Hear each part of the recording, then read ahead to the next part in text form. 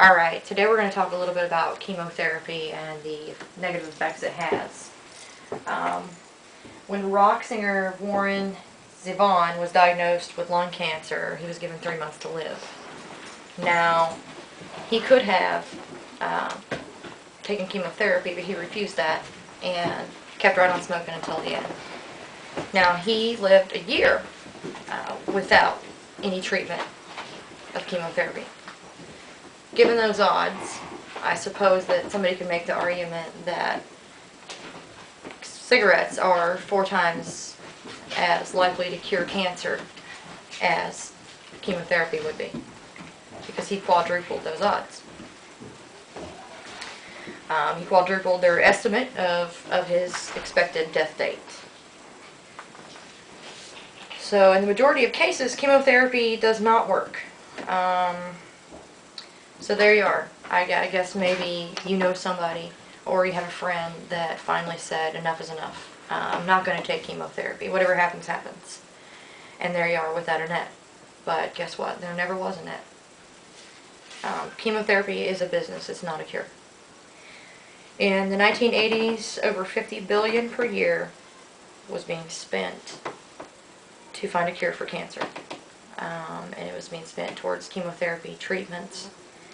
Now today, in the present time, compared to the 1980s, we're now spending $3 billion per year in comparison to 50. In 1950, there were also 150 cases of cancer per 100,000 people. Today, in the year 2000, the overall rate has climbed to 321 cases of cancer per 100,000 people, and that's according to the British Medical Journal. Each year, 13,500 children are diagnosed with cancer. More children die of cancer every year than the amount of adults that died in the 9/11 tragic event. Cancer is the second highest leading cause of death in children, second only to uncontrollable accidents. There are more than 569,000 deaths every year due to cancer. We're told endless media stories of how there's just a cure right around the corner and so much progress is being made, and year after year we hear of breakthroughs that are coming towards us, and we hear of all these miracle cures that may be right around the corner, yet all this money has not improved the overall chance of survival from cancer during the past 25 years even slightly. The goal of this industry that is this successful and is raking in this much revenue is self-preservation. The American Cancer Society collects hundreds of millions per year in funds, and we the supporters are never ever informed in detail or provided any information as to what that money goes to. Cure for cancer would mean the demise of all the foundations that collect off of cancer. And in the charter, written in the charter of the American Cancer Society, is a little clause that states that, and I quote, if a cure is ever found for cancer, that the American Cancer Society would immediately disband. Now, that means that they would no longer exist, obviously. And that's who we are trusting with our dollars, with our funding, with our donations to find a cure for cancer. Is a society that would no longer exist if a cure was ever actually found. Anyone can twist words. This is very common. You can see it every time you turn on a commercial, a sales commercial. It's very evident. A good example, Coca-Cola, for instance, was created by a doctor named John Pemberton. John Pemberton created this drink and listed it as a medical formula. It was marked as a health drink because it once contained cocaine, which was believed to treat the common cold. Now, we've seen many of these medical bazaars in the past. We've seen many supposed cures for diseases that are today very bizarre to us. But back then they were very real, just like chemotherapy is very real today. Now, do people think that we've really changed so much that many of us, especially those that stand to gain from chemotherapy, are that different from Dr. Pemberton. There are more living off of cancer profits than will ever be cured from it. Chemotherapy is an unproven procedure. No legitimate scientific studies or clinical trials have ever proven chemotherapy's effectiveness, independent of the studies of those who sell chemotherapy drugs and chemotherapy treatments.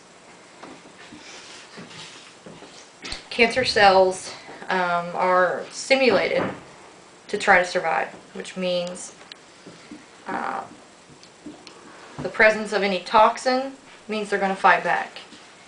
And the stronger chemotherapy, the more the chemotherapy issued, the stronger they get because the harder they fight back. There was a doctor named Robert Shimke who did research for the American Cancer Society, and he looked at cancer as an abnormal, or as a normal response to an adaptation.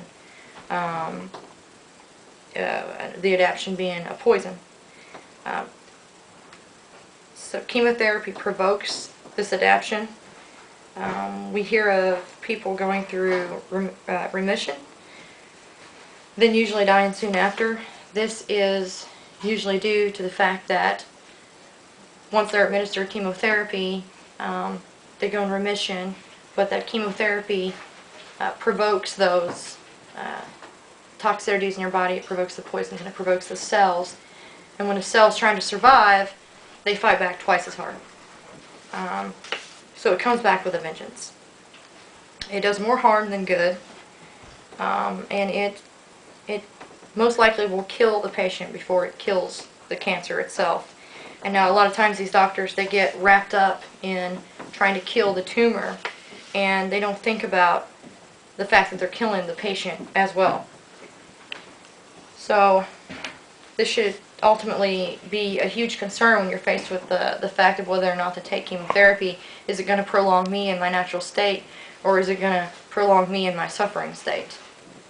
That should be a concern for anybody that is taking chemotherapy. It should be a concern of what is it prolonging. You don't introduce cell killers unless you absolutely have to, and that's what chemotherapy does. It kills every cell in your body, good and bad. These drugs kill normal cells by nature, and considering there are natural resources available, why would you suffer the side effects of chemotherapy when you have a choice? There's natural choices, there's alternatives, many of which have been attacked over the years. So they've come a long way, though. There are many, many natural alternatives available. Over the last 75 years, they've faced many critiques. Many are profiting off of this disease and don't want any competition. So if I was an advocate of chemotherapy, I certainly wouldn't recommend the natural way. Healers in all likelihood have resolved cancer in thousands of patients in the natural realm. A reasonable and responsible alternative would focus on wholeness, on health, on only giving the body something that will improve its capabilities, not something that kills every cell in our bodies. Something that supports the system, supports the immune system and its natural healing powers. The true causes of cancer are well known, well documented, and have been for decades. So if you were faced with a choice, your doctor told you you had a 1 in 3 chance to live, and God forbid you got cancer and you had to go to a hospital and you had to take chemotherapy because you don't know what else to do. You're surrounded by people that are losing their hair, and they obviously look like they may pass on at any moment, or your natural instinct tells you to run. It tells you to run away because you're not like them. You don't have any symptoms yet. You aren't experiencing any pain. So what do? You ask yourself, what are your instincts telling you? Your instincts are telling you to run. It looks like a scene from a horror movie. So how many times have your instincts been wrong?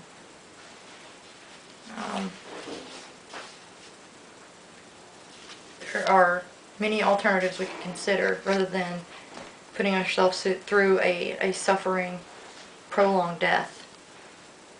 And with chemotherapy being so unproven, I would hope that many would consider that alternative. When faced with a choice, don't choose chemotherapy, choose life.